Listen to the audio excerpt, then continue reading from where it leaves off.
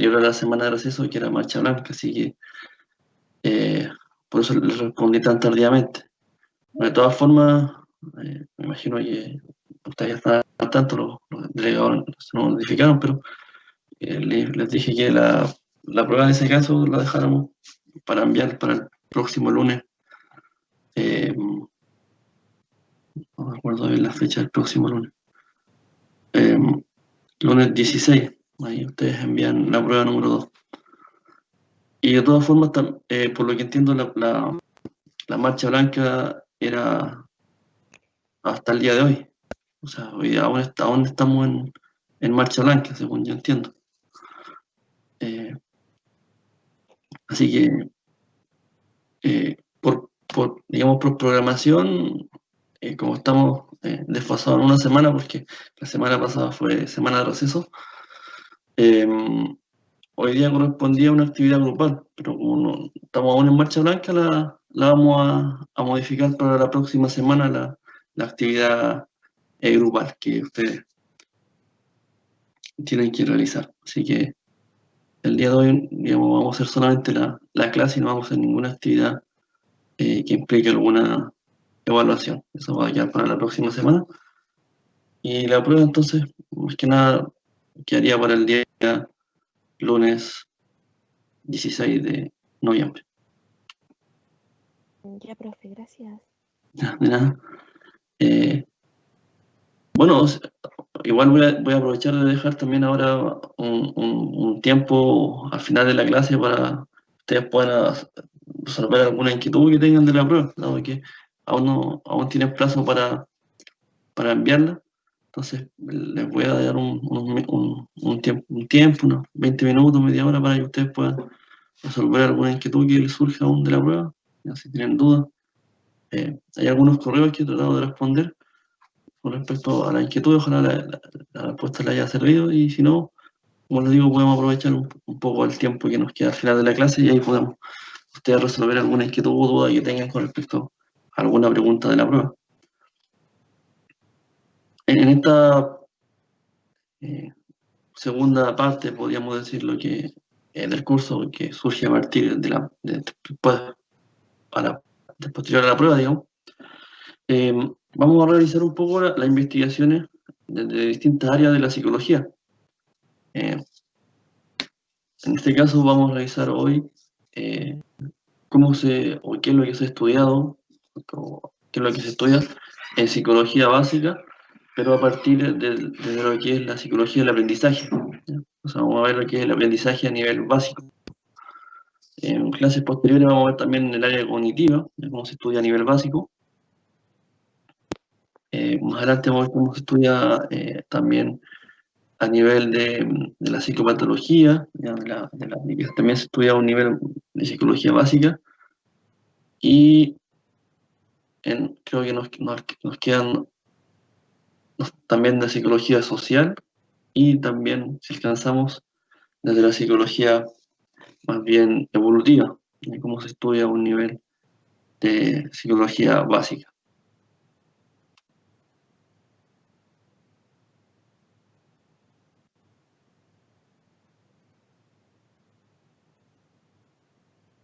Entonces les voy a compartir ahora una PPT que tengo.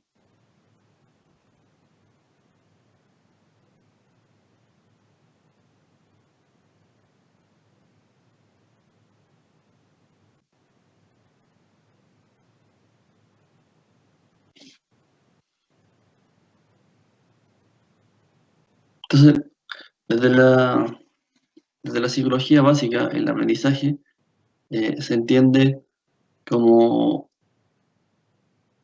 un proceso transversal, ¿ya? Es decir, los psicólogos del aprendizaje que estudian desde la psicología básica, o como ellos denominan, psicología del aprendizaje básico, afirman que el aprendizaje funciona o se desarrolla a un nivel transversal, en el sentido de que se da en organismos, digamos, muy simples, de una estructura de sistema nervioso muy simple, como son, por ejemplo, amebas, algunos protozoos, pasando por algunos gusanos, como el Carnoides elegans, ¿ya? o también, por ejemplo, la Aplice california, también un organismo que posee un sistema nervioso muy simple, que posee una cantidad de neuronas bastante pequeña en comparación, por ejemplo, a los seres más complejos que quizás lo representamos nosotros los seres humanos, que poseemos millones de neuronas. Entonces, en este sentido, eh, desde esta perspectiva, la definición más clásica de lo que se entiende por aprendizaje, ¿ya?, afirma que el aprendizaje es un cambio relativamente permanente en la conducta del animal o máquina, ¿ya? También aquí asumen el concepto de inteligencia artificial, causado por cierto tipo de experiencia. Este tipo de experiencias son referidas como estímulos, ¿ya?, excluyéndose los cambios fisiológicos debido a la ingestión de sustancias exógenas, lesiones orgánicas y cambios debidos a la maduración. Es decir, a partir de esta definición clásica se asume que aprendizaje se va a entender todo el cambio que se produzca en la conducta de un organismo debido a la experiencia que el organismo ha tenido con ciertos estímulos que están en el ambiente. En un principio estas definiciones tienden a parecer bastante a lo que ustedes podrían encontrarse en una corriente más bien conductista, ¿ya? Es decir, las definiciones acá más o menos parten desde esa línea y después van evolucionando, ¿ya?, los estudios de aprendizaje hacia modelos más complejos y asumiendo quizá una corriente más bien cognitivo-conductual. Por ejemplo, desde la inteligencia artificial, como yo les decía, también se considera el aprendizaje y en ese sentido se hace referencia a la capacidad de un animal o de una máquina para adquirir modos, ¿ya?, modos de conducta a través de un intercambio de información con el ambiente. Esa es una definición que podríamos considerar aún más transversal y no solamente considera a los seres vivos, sino que también considera que de algún modo las máquinas también pueden aprender. Profesor, ¿Sí? disculpa, a lo mejor va a ser media rara la pregunta, pero ¿qué sería un modo de conducta? Ya, ¿Podría dar un ejemplo de eso? sí. Modo de conducta que también se refiere como a un patrón de conducta, ¿ya? Por ejemplo, si nosotros lo pensamos desde el aprendizaje de algunos animales, ¿ya? Por ejemplo, cuando un animal se encuentra en su medio ambiente, pensemos por ejemplo en un animal que es, digamos, en la cadena trófica es una presa, por ejemplo, un ciervo. Este ciervo, cuando, digamos, es pequeñito, aprende del contexto de su mamá, que por ejemplo si ve otro animal que tiene, por ejemplo, la forma de un león, probablemente lo que va a observar él cuando él es pequeño, que es que su mamá, digamos, la sierva, huye, ¿ya?, cuando ve esta figura. Entonces lo que él va con el tiempo a ir aprendiendo es que cada vez que aparece esta figura, él tiene que huir. Entonces, eso, la huida, digamos, que él aprendió, porque de alguna forma este león representa una figura de peligro, equivale a decir que es un modo de conducta o un patrón de conducta. Es decir, cuando nosotros tendemos a experimentar aprendizaje con un estímulo, tendemos a generar patrones de conducta, ¿no? Es decir, si nosotros vamos por la calle y sabemos que en un lugar, por ejemplo, hay un perro que se escapa y que nos podría morder, probablemente lo que vamos a hacer es cambiar el patrón de conducta o el modo de conducta, y lo que vamos a hacer es irnos por otro camino, o cruzar la calle, o mirar antes si está el perro. Entonces van cambiando los modos de conducta, ¿ya? Modos de conducta me refiero a que son conductas que se van repitiendo, ¿ya? Es decir, También, dicho de otra forma, podría ser como un patrón de conducta, es decir, un tipo de conducta en particular eh, que se va adquiriendo producto de la experiencia con ciertos estímulos. Por ejemplo, desde algo más simple, ya nosotros tenemos eh, un patrón de conducta, por ejemplo, cuando vamos en el centro, por ejemplo, y vemos que el semáforo está en verde, entonces pues, sabemos que podemos cruzar. ¿Ya? Y eso es un modo de conducta. Para nosotros, la luz verde del semáforo representa la señal de que podemos avanzar. Ya sea que vamos en auto o vamos a pie. Ese es un modo de conducta, ya que se va adquiriendo como un patrón de conducta, ya, a través de la experiencia con ciertos estímulos. Ya, profe, muchas gracias, quedó muy Ya, claro. ya. De nada, qué bueno que le haya quedado claro. Entonces, tenemos esta definición. Aquí hay una definición de Domjan. Domjan es un investigador que escribió un libro que se llama Aprendizaje Básico. ¿Ya? Es un libro que estudia el aprendizaje de su nivel más básico. Y para él, digamos, él considera que el aprendizaje es un cambio duradero en los mecanismos de conducta. ¿Ya? En otra forma, mecanismos de conducta hace referencia a los patrones de conducta o a la conducta que sigue cierta consistencia en el tiempo. Es decir, por ejemplo, el que yo me siento en un computador, ya, es un mecanismo de conducta que yo aprendí porque mi experiencia me dice que, por ejemplo, para poder trabajar yo necesito el computador, entonces es un mecanismo de conducta, un patrón de conducta que yo realizo eh, ante un estímulo. Entonces, es un cambio duradero en los mecanismos de conducta que comprende estímulos, respuestas o ambos, y que resulta de la experiencia previa con dichos estímulos y dichas respuestas. Es decir, acá aparece esta noción, como yo les decía, más bien inicialmente partió desde la corriente más bien conductista. Entonces tenemos un estímulo que está en el ambiente y una respuesta.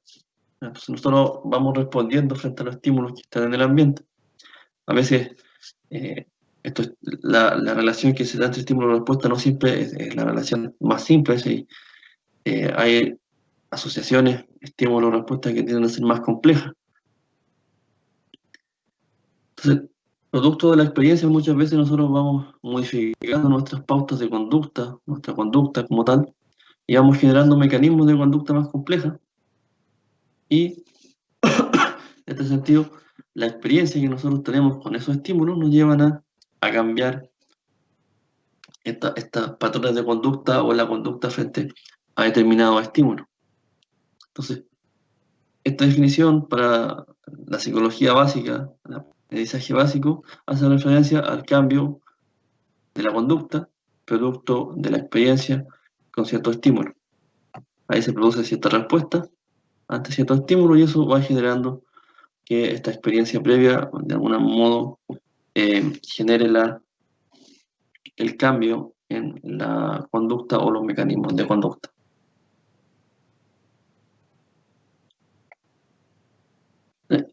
Se hace una analogía que, por ejemplo, el aprendizaje de alguna forma nos permite adaptar y sobrevivir.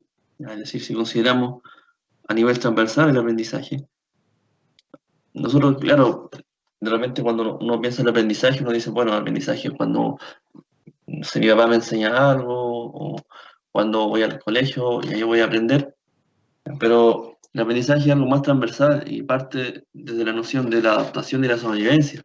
Es decir, los animales, las especies en la naturaleza, digamos, ellos aprenden pautas de conducta para poder sobrevivir. Es decir, por ejemplo, en el caso de algunos monos, por ejemplo, ellos emiten señales y eso aprenden, digamos que hay un cierto tipo de señal, ellos tienen, por ejemplo, emiten distintos tipos de ruido y, por ejemplo, hay algunos ruidos que indican peligro. Entonces, ellos aprenden que cuando aparece este sonido, aparece este estímulo en el ambiente, hay que huir, esconderse, refugiarse. Entonces,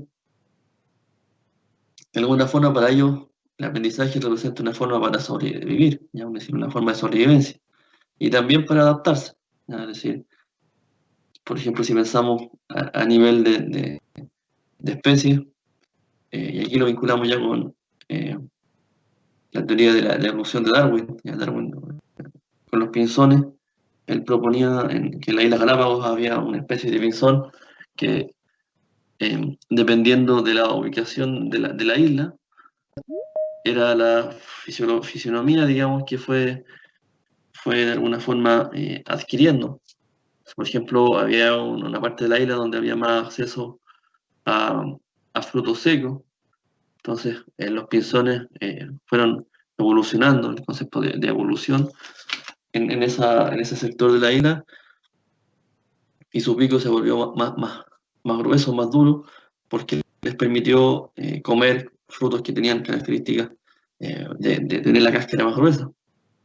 En cambio, por ejemplo, en otro sector de la isla, las pinzones fueron evolucionando y en este caso eh, también su fisionomía les permitió, por ejemplo, tener acá un pico más delgado, ya porque les permitía comer pequeños gusanos que había en los troncos, ¿ya? Entonces, de ahí surge también la relación entre aprendizaje y evolución, ¿ya? El aprendizaje ocurre, como dice acá, a nivel ontogénico, ¿ya? Recordemos que la ontogenia hace referencia a los cambios que van ocurriendo en, en el ambiente, digamos, pero en una generación, ¿ya? Cuando hablamos de ontogenia, vamos a hablar de una sola generación, y cuando hablamos de filogenia, vamos a hablar de varias generaciones, y en este caso eh, vamos a decir que filogenéticamente el aprendizaje podría ser visto como la evolución, ¿ya? Que planteaba Darwin, es decir, son cambios lentos que se transmiten de generación en generación, los cambios que de alguna forma representan una ventaja adaptativa, permiten hacer estos cambios en ambientes que sean relativamente estables, ¿ya? Porque si van cambiando, cuesta un poco más que se manifiesten estos patrones, porque es decir, en un ambiente que va cambiando, por ejemplo, este mismo pinzón, si en un momento tiene mucha disponibilidad de frutos secos, pero en otro momento tiene disponibilidad de gusanos, en otro momento de peces, la, la evolución va a ser un poco más compleja porque no hay un ambiente que sea estable que le permita, eh, digamos, transmitir las características que representen una ventaja evolutiva. Entonces vamos a decir que hay dos formas de aprendizaje, de alguna forma, que permiten adaptar y sobrevivir, y son dos formas de lograr plasticidad conductual, es decir, cambiar o modificar las pautas de conducta, ¿ya? Entonces, filogenéticamente, a nivel muy lento, vamos a decir que en los ambientes estables se da como evolución, y ontogenéticamente, a nivel más bien rápido, ocurre en ambientes cambiantes y se da el aprendizaje, ¿ya? Entonces tenemos evolución y aprendizaje como dos formas de lograr plasticidad conductual y dos formas de lograr adaptación y sobrevivir, ¿ya? Plasticidad hace referencia plasticidad conductual, ya también se puede ligar a los conceptos que ocurren a nivel de neuronal, cuando se habla de potenciación a largo plazo, potenciación a corto plazo, que son cambios que ocurren en las neuronas, por ejemplo, producto de la repetición de estímulos. Es decir, cuando se presenta un estímulo por primera vez, la neurona tiende a despolarizarse, por ejemplo, o digamos su umbral a ser más alto, pero hay investigaciones que sugieren que cuando se estimula repetidamente se logra plasticidad en el sentido de que, la, por ejemplo, los iones que participan en este proceso de sinapsis eh, tienden a estar más disponibles, digamos, o en este caso, cuando ocurre la despolarización de la neurona, generalmente las interiores tienden a tener una valencia negativa en el sentido de la carga de microvolts, pero producto de la estimulación repetitiva se dice que esta carga negativa no es tan negativa, por ejemplo, cuando se ha presentado un estímulo previamente, y entonces se hace un poco más fácil la despolarización en algunos casos, o en otros casos pasa lo contrario, es decir, está en este proceso hiperpolarización la neurona y en realidad se vuelve más difícil despolarizarla, por lo tanto más difícil que se manifieste una conducta producto de que la neurona en ese momento está en un proceso de despolarización, perdón, de hiperpolarización, y no puede despolarizarse nuevamente. A eso se le denomina, por ejemplo, la potenciación a largo plazo. Son conceptos que están vinculados a nivel más bien neuronal. Y en este caso se asume que también tanto la evolución como el aprendizaje representan una forma de plasticidad a nivel conductual, pero que se manifiesta de alguna forma también eh, o está en las raíces de lo que ocurre a nivel del sistema nervioso. Profe, ¿Sí? es que se me fue el internet cuando empezó esta diapo. ¿Me podría como dar una idea de lo que hablo acá? ¿Sí? Por favor. Sí, no hay problema. Mira, estamos hablando del aprendizaje a nivel más básico. Entonces yo les comentaba en términos simples que hace referencia a los cambios de conducta, producto de la experiencia con ciertos estímulos, se generan ciertas respuestas y esto genera, digamos, cambios en los patrones de conducta. Entonces dice que hay dos formas, o que el aprendizaje representa una forma de adaptarse y de sobrevivir, y que también es una forma de lograr plasticidad conductual. Es decir, plasticidad conductual me refiero a que es la capacidad de que haya pequeños cambios en las conductas, que éste sea modificable, sea adaptable. Plasticidad se refiere a como que sea moldeable. Entonces, en este sentido, también se refiere a que el aprendizaje como forma de adaptarse y como forma de sobrevivir, como forma de lograr plasticidad conductual, hace referencia a un proceso que ocurre a nivel ontogénico.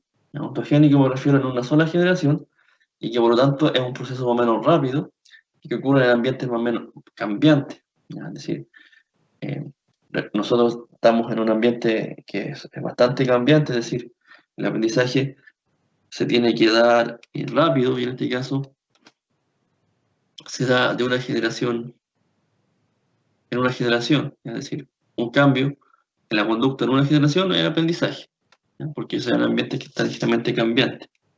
Yo no tengo el tiempo para esperar varias generaciones para modificar mi pauta de conducta, sino que tiene que ser muy rápido, ¿ya? Tiene que ser eh, rápido, entonces vamos a decir que esto es aprendizaje. Cuando ocurre en forma más bien lenta, es decir, cuando en un ambiente que es más bien estable, ¿ya? Hay pautas de conducta que se empiezan a transmitir de una generación a otra, eso es evolución, ¿ya? Y eso también es una forma de adaptarse, representa una forma para sobrevivir y representa una forma de plasticidad conductual. Entonces tenemos dos formas, ¿ya? La forma rápida, que es el aprendizaje de una generación, y la forma más bien lenta, que en este caso sería lo que planteaba Darwin, con la evolución que ocurre en forma lenta, pero también es una forma de adaptarse, de sobrevivir y de lograr plasticidad a nivel conductual a partir de la experiencia con los estímulos del ambiente. Eso es más o menos lo que habíamos hablado en esta PPT. Gracias, profe.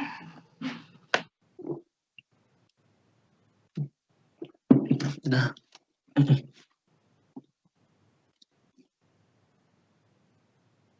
Yo, por ejemplo, nosotros los seres humanos fuimos construyendo ambientes cada vez más complejos. Entonces, nuestro proceso de aprendizaje se ha vuelto también cada vez más complejo. Ya, en el ambiente nos hemos enfrentado cada vez a nuevos estímulos. Tenemos que ir aprendiendo, de alguna forma, modificando nuestra conducta para poder responder a estos estímulos que van surgiendo en el ambiente que nosotros hemos creado. Entonces, de alguna forma, la importancia de las conductas innatas va siendo desplazada de alguna forma por la importancia también de las conductas que son aprendidas. La complejidad del ambiente hace que, de alguna forma, sea muy importante tener la capacidad de adaptarse, la capacidad de aprender nuevas tecnologías. Por ejemplo, nosotros mismos muchas veces nos hemos enfrentado, bueno, o quizás yo que tengo un poco más años que ustedes, a esta algunos avances tecnológicos, ya por ejemplo, hace algunos años la masificación de la tecnología de las TICs, ya, de los computadores, tablets, teléfonos, no era tan masiva. Ya hace algunos años los teléfonos se utilizaban solamente para llamar. Cada vez vamos complejizando nuestro ambiente, complejizando los estímulos que tenemos, y por lo tanto también tenemos que ir complejizando nuestro aprendizaje. Es decir, tenemos que aprender a utilizar un computador, aprender a usar el internet. Ahora tuvimos que aprender a utilizar, por ejemplo, dado la pandemia, que si bien es un evento que no fue, digamos, propiciado, sino que ahí hay quizá un largo... pero digamos que surgió este evento de pandemia y básicamente tuvimos que aprender ahora a trabajar por videollamada, por teletrabajo. Entonces, hemos tenido que ir modificando nuestra conducta. Nuestras conductas aprendidas se van de alguna forma haciendo cada vez más importantes. Ya, dado que vamos... ¿Sí? Profe, cuando dice que se le otorga más importancia a las conductas aprendidas que a las innatas, ¿a qué se refiere más o menos? Ya, me refiero a que, por ejemplo, se asume que hay, bueno, ahí hay una discusión teórica atrás, filosófica, que están los innatistas, por alguna forma, y los que consideran que en realidad, como las corrientes conductistas más duras, por ejemplo, la conductista más dura, los conductistas radicales, señalaban que nosotros veníamos como una tabla rasa, como se señaló, es decir, veníamos en blanco y todo lo que nosotros, todas nuestras conductas, digamos, es aprendida. Es decir, todo lo que nosotros hacemos se aprende con nuestra interacción con el medio ambiente. Y los innatistas, por ejemplo, por otro lado, sugieren que en realidad nosotros venimos, digamos, desde nuestro nacimiento con ciertas pautas de conducta que son, digamos, innatas. ¿Ya? Es decir, no aprendemos, vienen con nosotros desde que nacemos, vienen en nuestro sistema nervioso, por ejemplo. Entonces, con el tiempo, claro, se van aceptando ambas nociones, ¿ya? Es decir, nosotros venimos con algunos reflejos que son innatos, ¿ya? Unas conductas que son innatas, pero también es cierto que en la medida que nos vamos interactuando con nuestro medio ambiente, vamos aprendiendo nuevas pautas de conducta y vamos aprendiendo nuevas pautas de comportamiento. ¿Ya? Por ejemplo, el hecho de que, por ejemplo, el reflejo de la succión del bebé cuando nace, ya, para poder beber leche, para poder alimentarse, es una conducta innata, ¿ya? Y no se puede decir mucho. Pero, por ejemplo, el bebé cuando nace, el ejemplo que yo les daba anteriormente, no nace sabiendo que el semáforo en verde representa una señal de que yo puedo avanzar. Entonces es una conducta que aprendida. O, por ejemplo, probablemente un bebé, de alguna forma innata, por la capacidad, aquí vamos a hablar un poco del aprendizaje más bien evolutivo, sabe que, por ejemplo, un perro probablemente con una cara agresiva representa una señal de peligro, probablemente si un bebé lo ve va a llorar. Entonces, son conductas que son innatas, pero también aquí resalta la importancia de que en nuestro ambiente cada vez más complejo, tenemos que ir aprendiendo cada vez nuevas cosas, nuevas conductas. Por ejemplo, yo les daba el ejemplo del semáforo. Entonces, se van aquí resaltando la importancia de conductas que son aprendidas. Por ejemplo, eh, nosotros ahora sabemos que cuando tenemos un equipo ya sea un teléfono o un computador o cualquier equipo de estos, no tenemos que presionar, por ejemplo, un botón que diga reset o resetear, porque probablemente vamos a resetear nuestro computador, vamos a resetear nuestro teléfono y vamos a perder todos los datos. Entonces, son cosas que no vienen innatas, ya nosotros no sabíamos eso, o no sabíamos que teníamos que esperar a luz verde para usar los semáforos, no sabíamos usar un computador, un teléfono, no sabíamos manejar. ¿Ya? Son conductas que tenemos que aprender porque nuestro ambiente se va volviendo cada vez más complejo, ¿ya? Es decir, van apareciendo nuevos estímulos que tenemos que ir aprendiendo a interactuar con ellos. Entonces, estas conductas que son aprendidas, ¿ya? Por ejemplo, nosotros cuando estamos, ya sea nuestros papás nos enseñan o nos enseñan en el colegio en algunos casos que hay que cruzar la calle, hay que usar por un paso de cebra o hay que esperar un semáforo en verde. Son conductas que son aprendidas, ¿ya? Y que son producto de los ambientes complejos, ¿ya? Probablemente anteriormente cuando se daba la vida más rural o en el campo, no es necesario saber que hay que cruzar con un semáforo en verde porque no existen los semáforos, ¿ya? O no es necesario cruzar en un paso de cebra, sino que simplemente basta con mirar que no venga ningún auto y cruzar, ¿ya? Pero el ambiente más complejo, la ciudad, representa nuevas conductas que hay que aprender. Hay que aprender que no basta con mirar que venga un auto, sino que hay que esperar que el semáforo esté en verde, o por ejemplo, en el 2010, por ejemplo, ocurrió el terremoto, entonces la gente que vive en la costa ahora sabe o aprendió que si escucha, por ejemplo, un sonido, una especie de sirena, tiene que huir. Es una conducta que tuvieron que adquirir porque representa una señal de peligro. Es decir, ahora saben que este estímulo que es nuevo para ellos, digamos, este sonido, esta sirena, representa una señal de peligro y representa una señal de huida. Posteriormente, esos son estímulos que van apareciendo producto de los ambientes cada vez más complejos, ¿ya? Y que nosotros tenemos que ir aprendiendo a responder a estos estímulos, y por eso señalo que estas conductas nuevas, estas conductas que surgen como respuesta a estímulos nuevos, ¿ya? Que surgen en estos ambientes cada vez más complejos, van adquiriendo mayor importancia que las innatas. Es decir,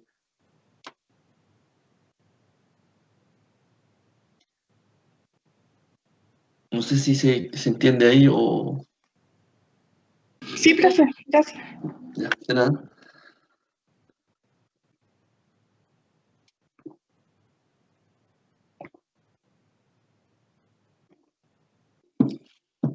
Entonces, inicialmente existieron dos grandes posturas con respecto al estudio del aprendizaje a un nivel básico. Por un lado, como yo les decía, estaban los conductistas, que hablaban que en el ambiente hay estímulos, hay experiencias y se produce una respuesta, es decir, se produce la conducta.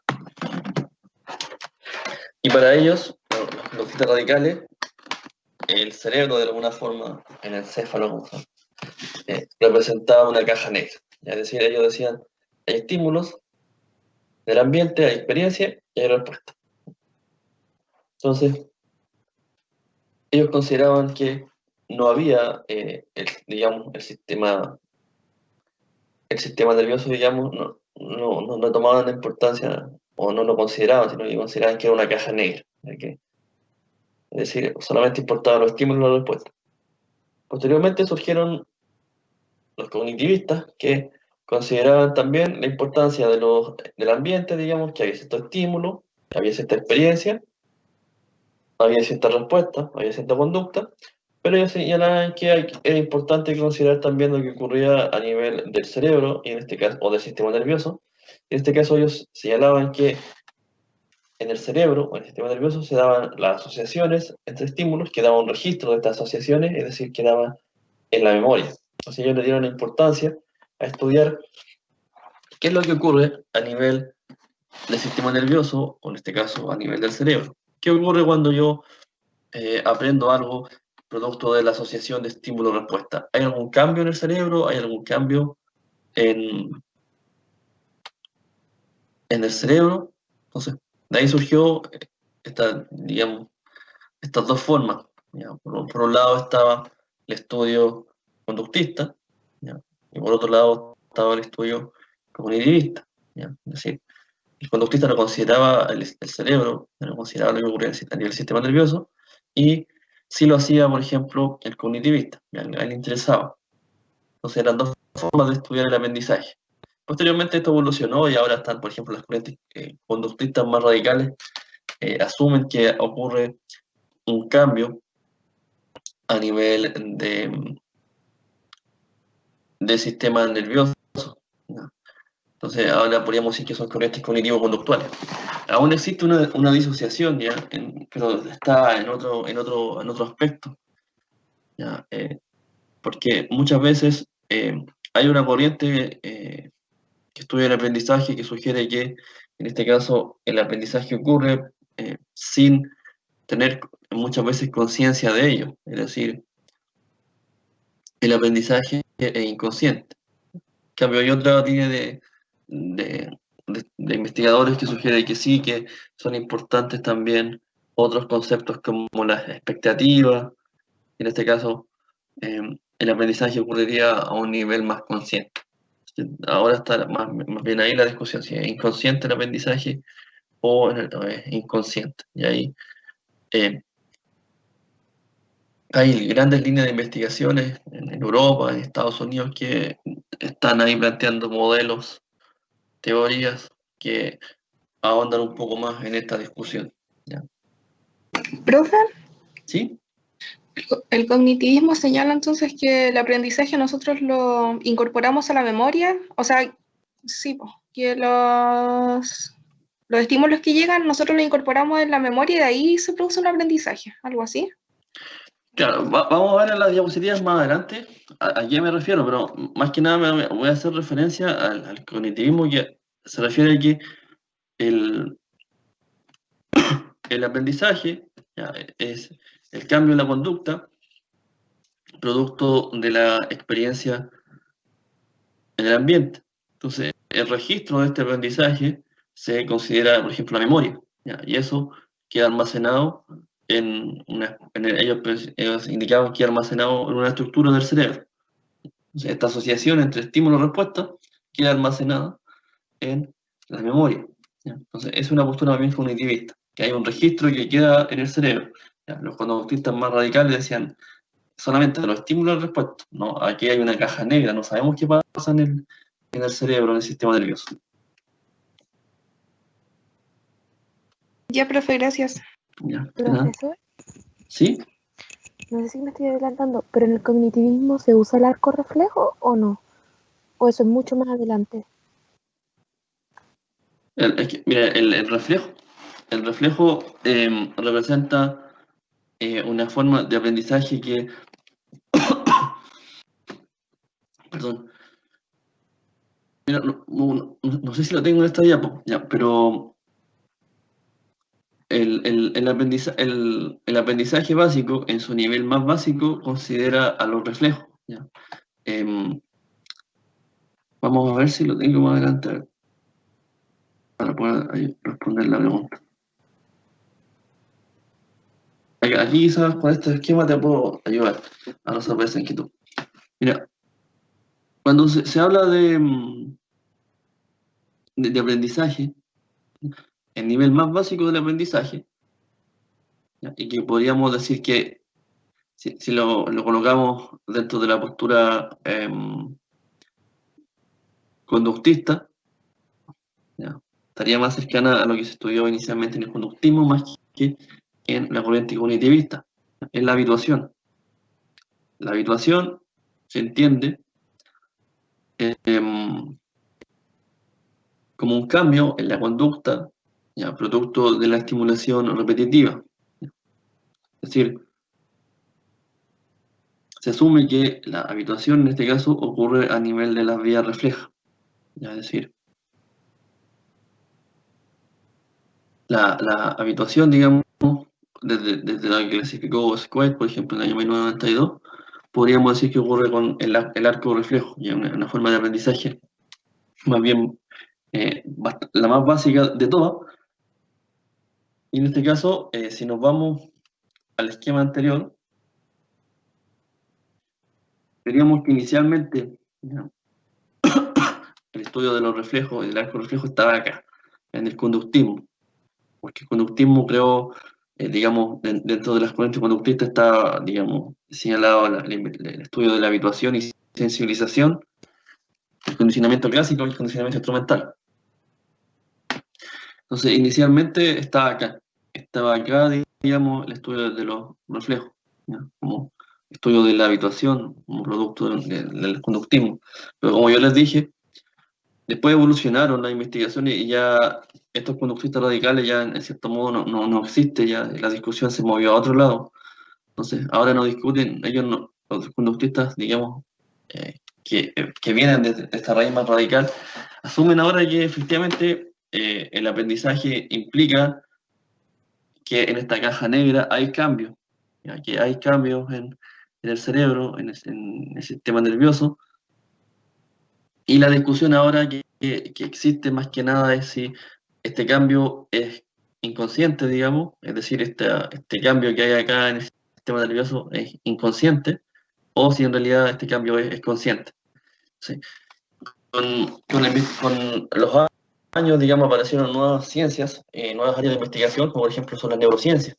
Entonces la neurociencia le ayudó bastante a esta discusión y muchos investigadores tienen una raíz más bien conductista, procedieron a investigar, por ejemplo, a nivel de neurociencia. Ahí descubrieron que, claro, efectivamente, producto de la experiencia, de los estímulos del ambiente, hay cambios que ocurren a nivel del sistema nervioso, incluso, como lo voy a mostrar más adelante, se fueron adquiriendo ciertas estructuras, añadiendo, perdón, ciertas estructuras a los tipos de aprendizaje, ¿ya? O a los tipos, o a la clasificación, por ejemplo, que hicieron del aprendizaje a nivel básico. Entonces, el arco reflejo, como me preguntabas tú, inicialmente podríamos decir que pertenecía más bien a una corriente más bien conductista, ¿ya? Porque se estudiaba a nivel de habituación, es decir, el aprendizaje más simple, ¿ya? Y con los años ya podríamos decir que también se asume desde una postura también cognitivista, ¿ya? En el sentido de que se asume que ocurren a nivel de un sistema nervioso, ¿ya? Y podríamos decir que ocurre como un proceso que ahora se denomina habituación, se estudia como el estudio también de las vías reflejas. Ya, profe, muchas gracias. Se pasó. ¿Ya? De nada. Entonces, tenemos las causas de la conducta, por ejemplo, en el conductismo decían que las causas de la conducta están en el ambiente externo, ¿ya? Es decir, cuando nosotros pensamos en el aprendizaje más simple, más básico, está del conductismo, decíamos, bueno, nosotros aprendemos porque los estímulos están en el ambiente. Los estímulos del ambiente son los que causan las conductas y por lo tanto, de la visión conductista, la causa de las conductas está en el mundo externo. Por lo tanto, por otro lado está el mentalismo, que decía que no, que en realidad las causas de las conductas estaban en el sistema nervioso, en la mente, en el cerebro. Que los estímulos no propician los cambios de conducta, los cambios sino que se propician a partir de la mente como estructura como tal. Entonces, Pero, ¿sí? ¿el mentalismo sería como sinónimo de cognitivismo o es otra cosa aparte? Espera, no escuché bien el concepto que me dijiste. No. ¿El mentalismo es como un sinónimo del cognitivismo o es aparte? Ah, sí, podría considerarse como, en este caso, como sinónimo de cognitivismo, sí. Podría considerarse como sinónimo en el sentido de que eh, asume que el estudio, digamos, de la mente, ahí está, digamos, la causa de las conductas. Ya, profe, gracias. Ya, de nada.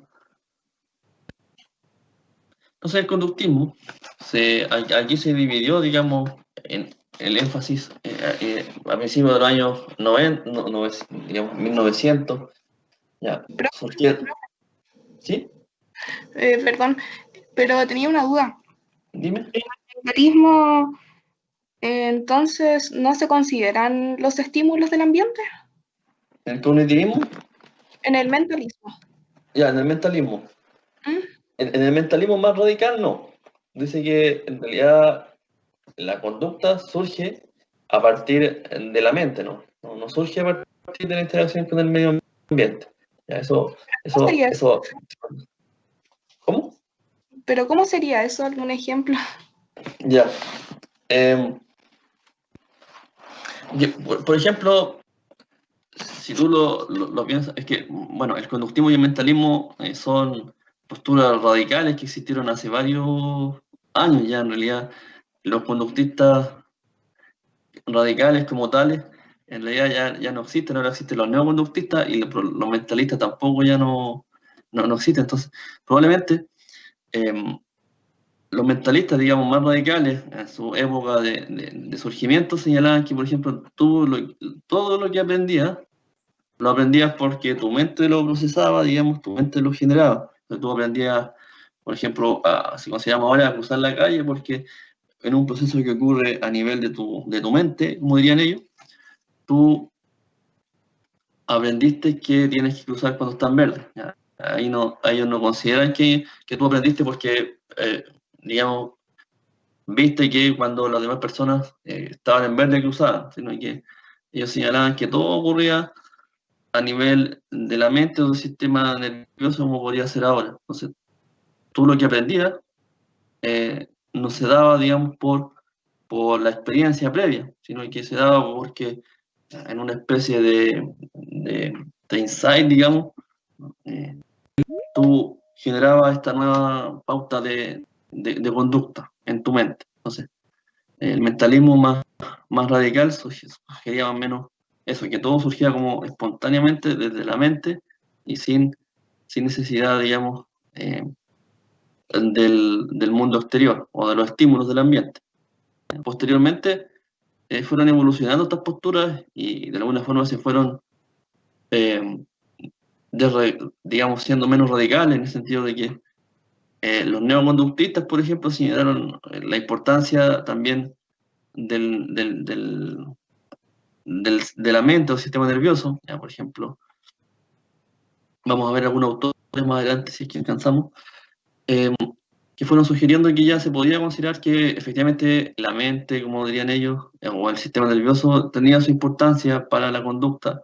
Y también de los mentalistas más radicales sugirieron que, claro, si bien ocurren estos cambios en el sistema nervioso o en la mente, pero se dan, de alguna forma son generados por los estímulos del ambiente. Entonces se da esta interacción entre estímulo, mente y, digamos, y respuesta o pauta de conducta. Entonces, más o menos eso es lo que sugiere el mentalismo, ya como más radical, que todo surgía a partir del estudio, digamos, o sea, perdón, a partir del cerebro surgía como de alguna forma espontánea, ¿ya? Sin necesidad de la interacción con el ambiente, eso a un nivel más radical, ¿ya? Posteriormente fueron, como decía, evolucionando estas posturas, pero más o menos eso es lo que postulaba el mentalismo. Ya, profe, gracias.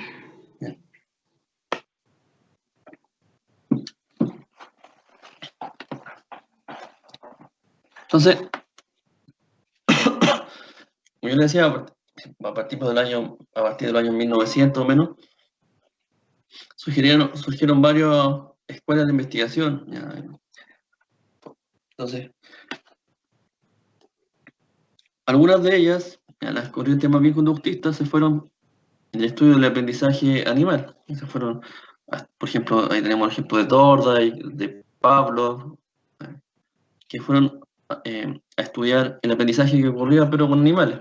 Como ellos sugerían que el aprendizaje es transversal, es decir, lo que aprende o el proceso que se da de aprendizaje en una rata es homologable a lo que también ocurre en un ser humano, o lo que ocurre en una paloma, o en un perro, o en un mono, también es una pauta de conducta que podría ser de esta forma aprendida por un ser humano. Entonces ellos decían que era homologable, entonces daba lo mismo si estudiábamos las pautas de conducta con ratas, con conejos, con monos, porque ellos decían, esto en el ser humano es igual. Entonces ellos se fueron a estudiar más que nada con animales. En cambio, los cognitivistas decían, no, el ser humano tiene un sistema nervioso que es distinto, entonces solamente nos interesa estudiar los procesos que ocurren con el cerebro humano. Entonces, en esa época los cognitivistas enfatizaron el estudio de la memoria humana y por lo tanto, y por otro lado, digamos, los conductistas se fueron a investigar con el aprendizaje animal. Entonces ahí hubo esta subdivisión en esa época. Entonces los conductistas se caracterizaron, si ustedes revisan incluso artículos antiguos de los años 70, 60 o 50, cuando aún encuentran algunos papers, la mayoría eran con el estudio del aprendizaje con animales, con ratas, con monos, con conejos, y hay una larga cadena de investigadores que son más bien de la línea conductista, que tienen muchos experimentos, muchas publicaciones, muchas teorías, muchos modelos, y todo lo surgió con animales. Y por otro lado está la línea de investigación que se fue a la memoria humana, y más que nada, en algunos casos trabajaron con algunos monos o simios, ya, yo creo que trabajaron con chimpancés en algunos casos en el estudio cognitivista de la memoria, por ejemplo, con la capacidad de recordar algunos dígitos, porque era lo más cercano que ellos consideraban como al ser humano, a nivel de la estructura anatómica del sistema nervioso. Entonces, principalmente se estudiaron con humanos. Las tareas en humanos se caracterizaron más que nada al estudio del cognitivismo.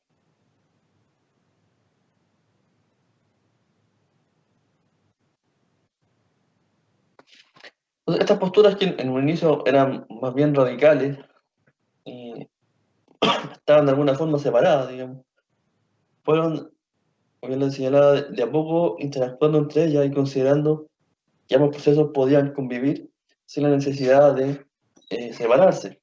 Entonces, por ejemplo, tenemos,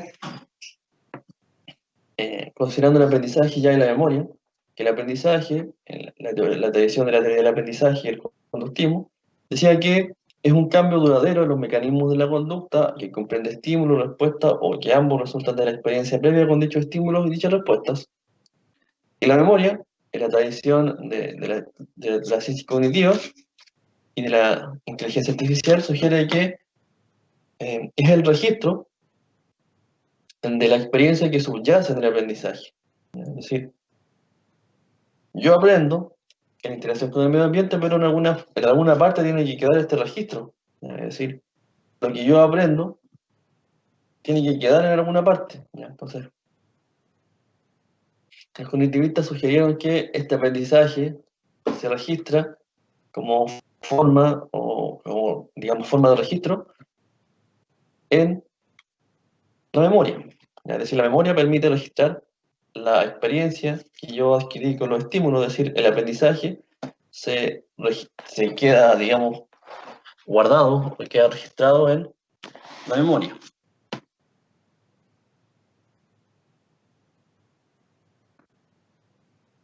Entonces, vamos a señalar en este sentido que el aprendizaje, por ejemplo, es el proceso de adquisición de memorias. Dicho de otro modo, el aprendizaje sería el proceso en el cual yo, digamos, yo producto de la experiencia, digamos, el aprendizaje yo como proceso, es, digamos, todo el proceso que yo llevo a cabo para aprender, y en este sentido el registro que queda de este proceso, el resultado final, es la memoria.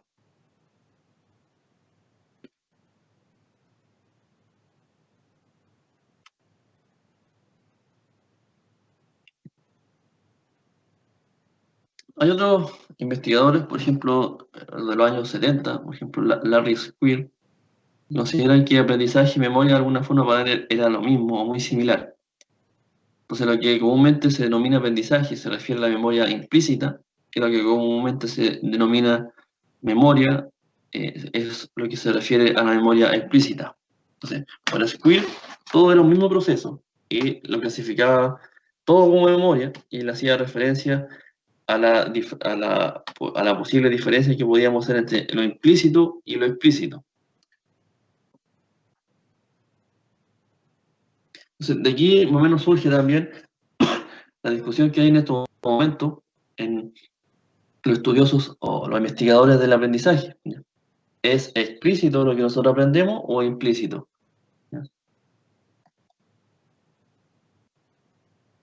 Entonces, para Larry Squire, el aprendizaje de hechos y de eventos hacía referencia a lo que es la memoria declarativa o la memoria explícita. Es decir, este tipo de aprendizaje que se puede declarar y del cual uno está consciente de haber experimentado, hace referencia a lo que es la memoria declarativa o la memoria explícita. Es decir, lo que ocurre de manera explícita al sujeto, lo que el sujeto aprende de manera explícita es declarativo. Comúnmente implica la memoria acerca de qué. Es decir, qué es lo que aprendí, yo soy consciente. Yo puedo decir qué es lo que aprendí, qué es lo que recordé. Eso para Squire es la memoria declarativa o explícita. Y la memoria no declarativa, no procedimental o implícita, hace referencia al aprendizaje de hábitos y de destrezas. Hay aquel tipo de aprendizaje que no se puede declarar, del cual uno no está, digamos, consciente de haber experimentado, es decir, ocurre de manera implícita al sujeto que está aprendiendo. Y comúnmente, como se denomina memoria procedimental, implica memorias acerca de cómo, ¿ya? De cómo ocurren los procesos, de cómo ocurren los eventos.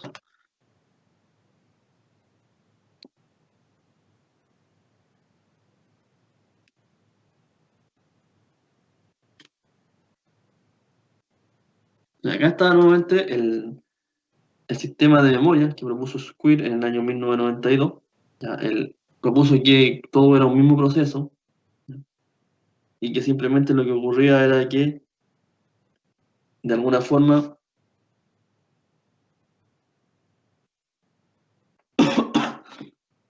se dividía entre declarativo y no declarativo. Es decir, para Squire, lo declarativo implicaba, por ejemplo, el aprendizaje de hechos o el aprendizaje de eventos, ¿ya? Es decir, la memoria episódica y la memoria semántica. Es decir, yo tengo un registro de hechos, de episodios, esa es la memoria episódica, y también tengo un aprendizaje que es más bien vinculado a la semántica, digamos, a los eventos que ocurren.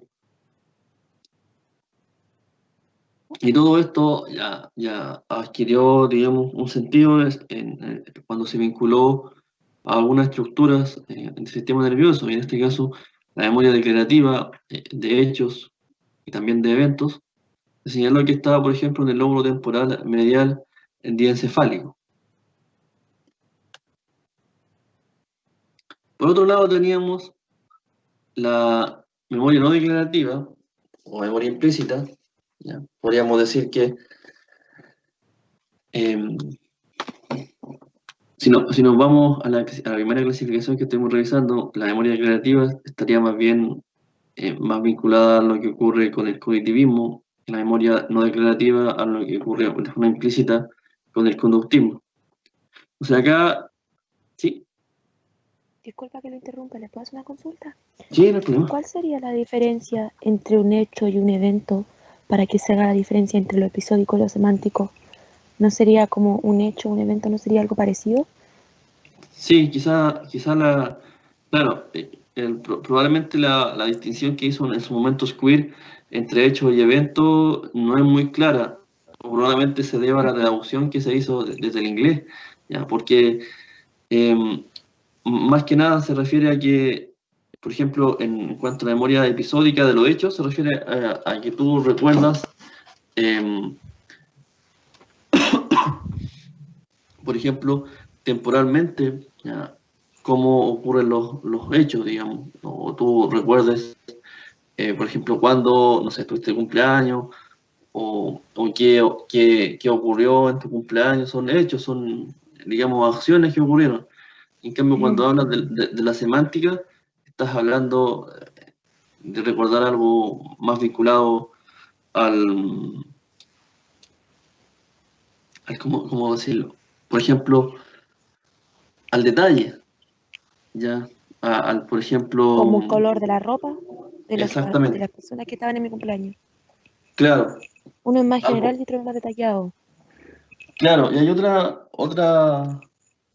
otra distinción que, que también se hace entre lo que es semántico y lo que es episódico, ¿ya? Entonces, se hacen la distinción entre lo que es la memoria semántica y episódica, ¿ya?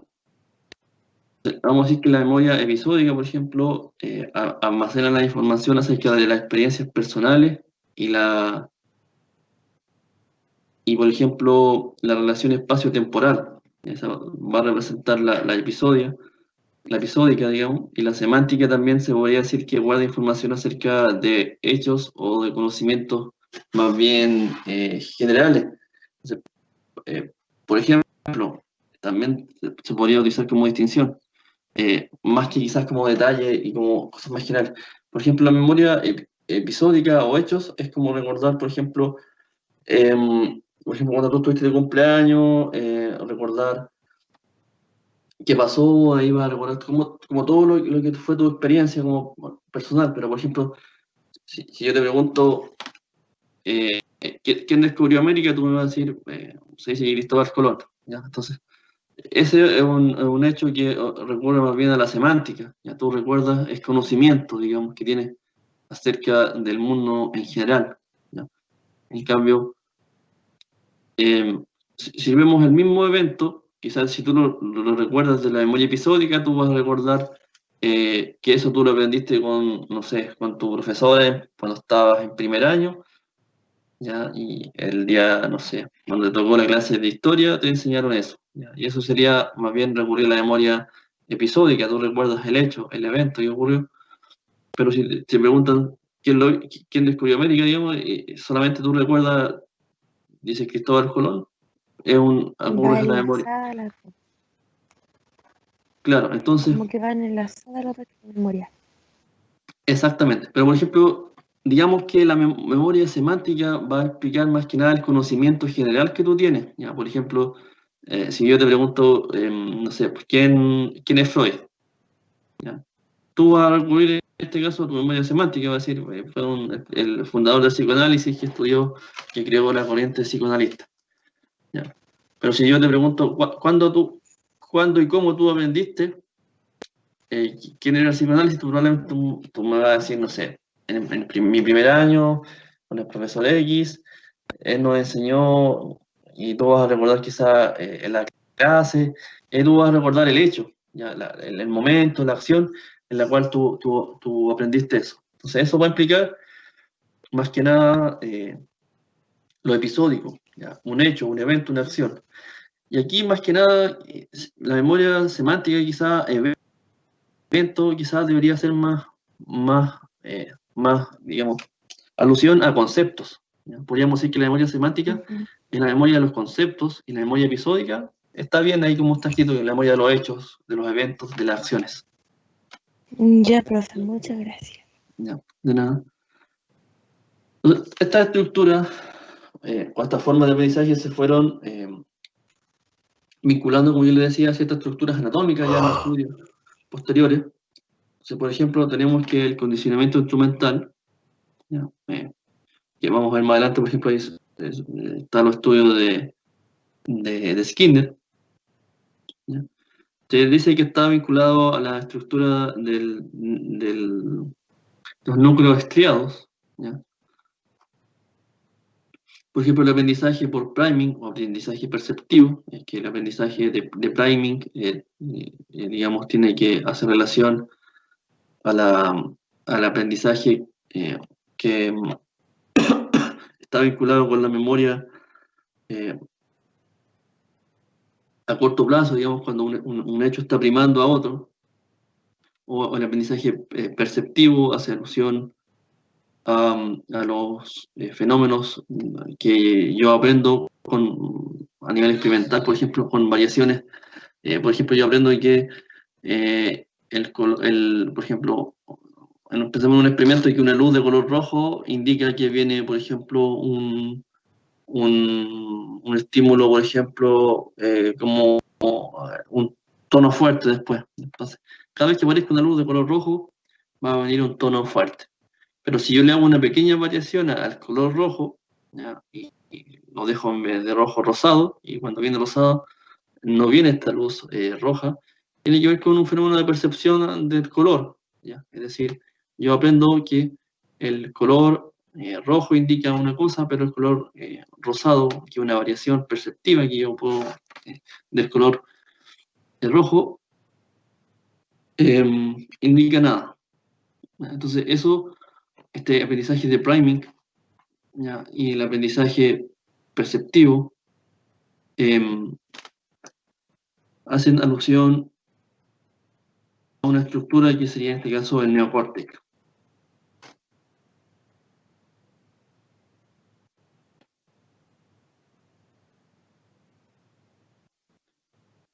Entonces, vamos a entender acá, bueno, no sé si ustedes saben más o menos lo que es el priming o no. No, profe. Ya, el priming es un concepto que está más que nada se alusiona a que un evento prima a otro, en el sentido de que, por ejemplo, lo que yo, si yo ahora, por ejemplo, imaginemos en un experimento, yo les lo siento en una silla y ustedes escuchan tonos de intensidad alta o tonos fuertes. Entonces, el aprendizaje, en la primera ocasión, digamos, yo probablemente me voy a sobresaltar. ¿Ya? Si escucho una bocina que suena como un tono fuerte, probablemente me voy a sobresaltar. Pero lo que dice el priming es que este primer aprendizaje influye en el segundo. Es decir, un aprendizaje de un evento, ¿ya? Influye en la respuesta que va a tener el individuo con respecto al segundo evento. Entonces, el aprendizaje por priming asume eso. Y el aprendizaje del primer evento influye en el segundo y el segundo en el tercero. Siempre el aprendizaje de un estímulo influye en el posterior. Entonces, probablemente si yo escucho de nuevo la bocina, eh, probablemente ya no voy a saltar tanto. No me voy a sobresaltar tanto. Eso lo explican ellos por el priming. El priming asume que un evento influye en cómo yo responda al siguiente evento. Es decir, el primer evento está primando al segundo evento. Eso menos se refiere al fenómeno de priming. Bueno, después tenemos, Gracias, profe. de nada, el aprendizaje por condicionamiento clásico, donde se asume que hay respuestas emocionales y respuestas esqueléticas. ¿Ya? Con respuestas esqueléticas me refiero a respuestas sensoriales. ¿Ya? Por ejemplo, cuando yo recibo un tono fuerte, la respuesta esquelética emocional es que yo simplemente me sobresalto, es decir, se contrae mi músculo y yo, por ejemplo, parpadeo fuerte o me muevo o realizo un movimiento involuntario y eso es una respuesta muscular. Pero también puede que yo a este estímulo sienta temor. Y ese temor se va a ver reflejado, por ejemplo, en otra respuesta, por ejemplo, la respuesta galvánica, si yo mido la piel, por ejemplo, probablemente como se dice, se me van a erizar los pelos de la piel y probablemente también yo podría aumentar mi pulso cardíaco y probablemente también podría, por ejemplo, empezar a sudar si siento mucho temor. Entonces, esas son respuestas que representan más bien una respuesta emocional, es decir, yo tengo miedo. ¿Ya? Entonces, en el condicionamiento clásico yo, si bien tengo respuestas que son netamente esqueléticas, ¿ya? O netamente sensoriales. Pues si vamos al fenómeno de condicionamiento clásico de Pablo, la salivación que él producía por la asociación que tuvo ante el estímulo, que era el tono, que se asoció con el jugo de la carne, es netamente sensorial. Es decir, la salivación es un proceso netamente sensorial o esquelético.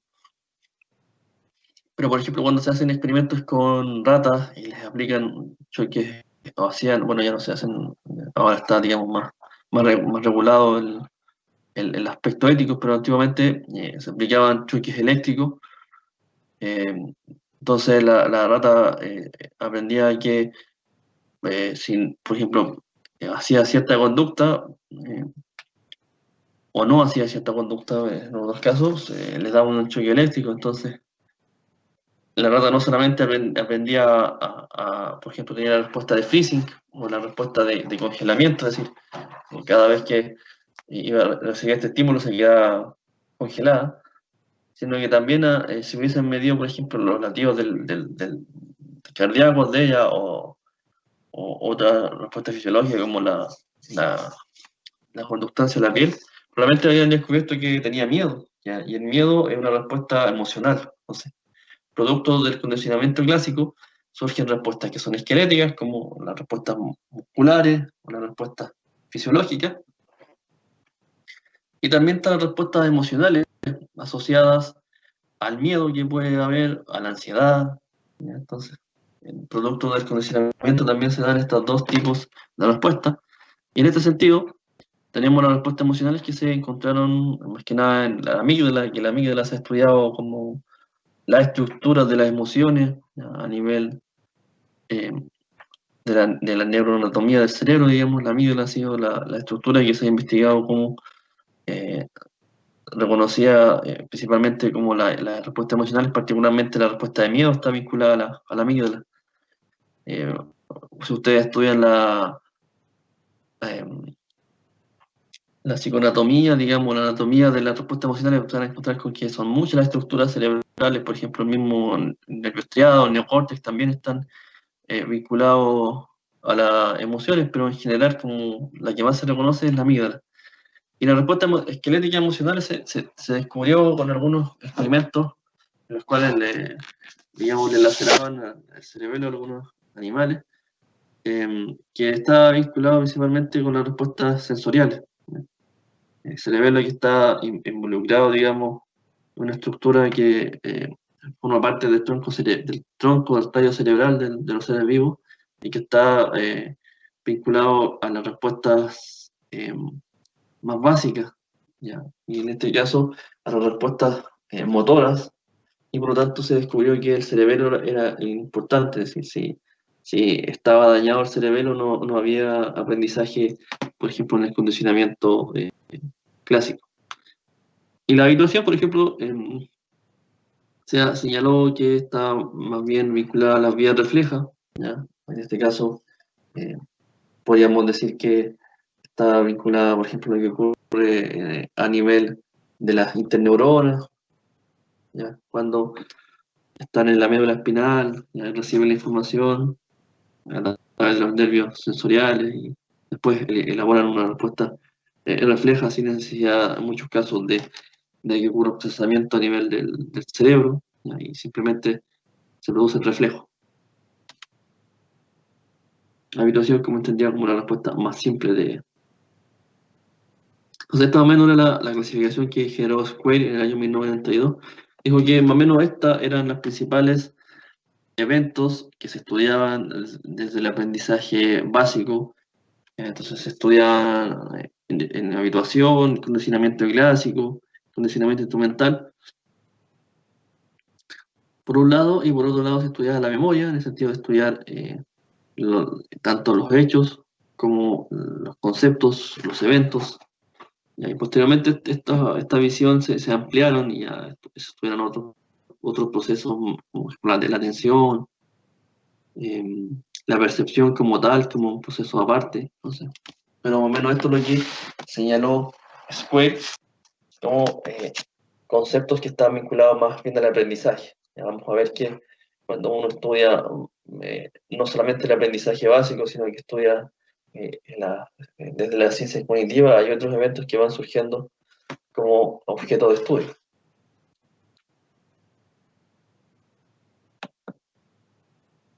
Sí.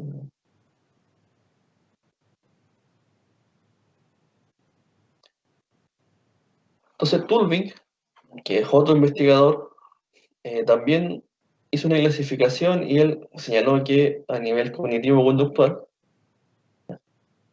por un lado, lo conductual está la memoria procedural o de procedimientos, y que hacía referencia a los hábitos, a la destreza y al condicionamiento simple, y que hacía alusión al aprendizaje implícito.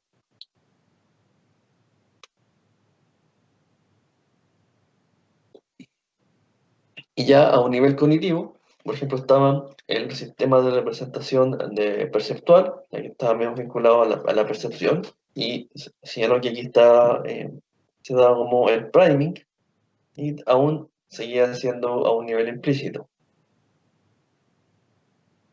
Después señaló Turing, que está la memoria a corto plazo, que es la información rápida que está disponible sobre los eventos cognitivos recientes, y eso se da a nivel más bien explícito. Está la memoria semántica, que hacía el conocimiento general del mundo, a un nivel implícito, y la memoria episódica también a un nivel explícito, en este caso que hace relación a la recolección consciente del pasado personal.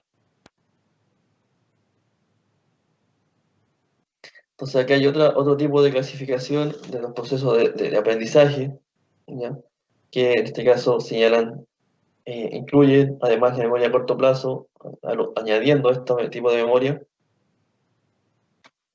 como proceso al estudio que se hace de los procesos de aprendizaje. Posteriormente evolucionó y surgieron otros conceptos, como por ejemplo también la memoria de trabajo, y como tal se estudia, eh, hay un modelo de memoria que señala que está compuesta de tres subestructuras, como el ejecutivo central, el, el bloque fonológico, ¿ya? Y ahí se me olvidó el otro, ¿no? Hay una estructura de memoria que se conoce como la memoria de trabajo y que se ha estudiado como proceso como tal. Entonces, en situaciones normales, los sistemas de memoria trabajan en conjunto, y lo que da la impresión de un solo sistema. En situaciones anormales, por ejemplo la amnesia, se aprecia esta disociación de las memorias.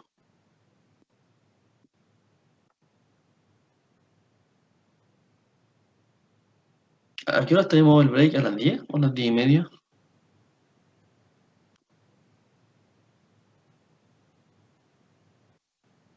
Podría ser mejor a las 10, profe, como la clase termina. ¿Termina esta clase, profe? Por lo que recuerdo yo, parece que era a las 10, y de ahí estábamos Hasta menos las 10:30 y volvíamos. sí, volvíamos a las 10:30, estábamos hasta las 11:30, parece. Sí, profe. Ya. Entonces, vamos a hacer ahora el break. Profe, ¿podría repetir lo anterior? ¿Está bien? Donde decía que las memorias eran todas juntas, pero ¿en qué proceso uno hacía la distinción entre las memorias? Ah, Como que fue ya, muy sí. rápido. Sí. Se asume que, por ejemplo, cuando uno considera la memoria procedimental, por ejemplo, memoria a corto plazo, o, bueno, había otros investigadores que añadían la memoria a largo plazo, todo esto ocurre como un conjunto. Es decir, si yo aprendo algo, está el proceso que implica el aprendizaje, y después está la memoria que implica el registro de este aprendizaje. Todo eso yo no lo percibo como un proceso separado. Pero bueno, hay situaciones anormales, y las situaciones anormales me refiero a las amnesias. Se aprecia la disociación entre una memoria y otra, ¿ya? La amnesia se refiere a la pérdida de algún grado, de algún tipo de memoria, ¿ya? Hay amnesia retrógrada o amnesia... por ejemplo, está la amnesia retrógrada y la amnesia... se me olvidó, deja recordar el nombre. Es que hay una amnesia que es la retrógrada, que, por ejemplo, tú pierdes la memoria acerca de los eventos que están desde el momento, por ejemplo, que ocurrió el evento que desencadenó la amnesia, y está la Profe, la amnesia, retrógrada. esa, sí. Sí.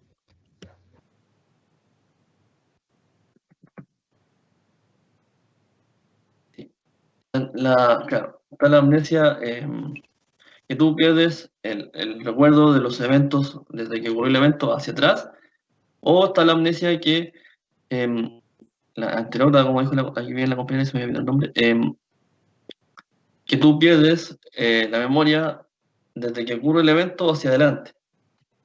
Entonces, cuando ocurren estos eventos de pérdida de memoria, se hace presente la disociación, digamos, entre los distintos sistemas de memoria que trabajan en conjunto. ¿Ya? Entonces, estas situaciones anormales son las que de alguna forma desencadenan y te permiten ver esta disociación. Vamos a ver un ejemplo en particular más a la vuelta del break para que se haga un poco más saliente, que es un caso que se estudió mucho en el estudio, digamos, de la memoria, que es el caso de HM. Ok, profe, muchas gracias. Ya, de nada. Entonces vamos a hacer el break ahora y volvemos en este caso a las 9:55, volvemos a las 10:25. Ahí completamos la media hora. Bueno, Ya, profe. voy a parar la grabación.